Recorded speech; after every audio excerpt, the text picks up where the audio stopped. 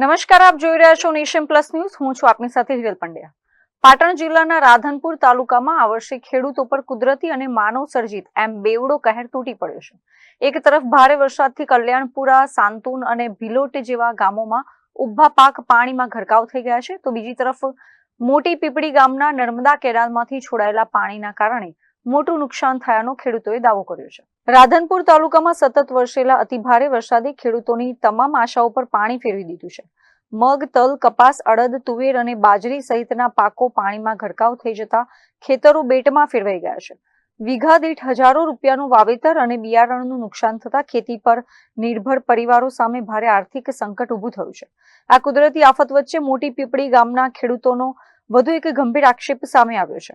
મારા ગામમાં 500 થી 700 એકર જમીનમાં નર્મદા વિભાગના કારણે, કેનાલના કારણે હજારો એકરમાં પાણી ફરી વળ્યા છે અને પાક નિષ્ફળ ગયેલા છે.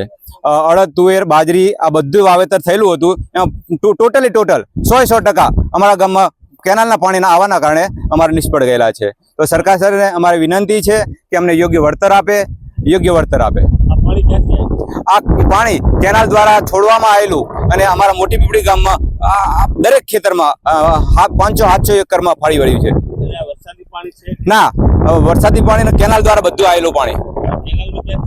કેનાલમાં ત્યાંથી વરસાદનું પાણી છોડેલું હોય, કેનાલનું છોડેલું હોય, એ અધિકારીઓને ખબર હોય, કેમ કે આગળના ત્યાંથી પાણી આવે છે.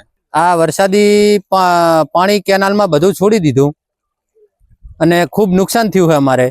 બરોબર, આ 500-700 એકરમાં અડદ, જુવાર, બાજરી બધું આવેલું હતું, બધું બળી ગયું અને કોઈ વર્ષે કેનાલ સાફ સફાઈ કરવામાં આવતી નથી.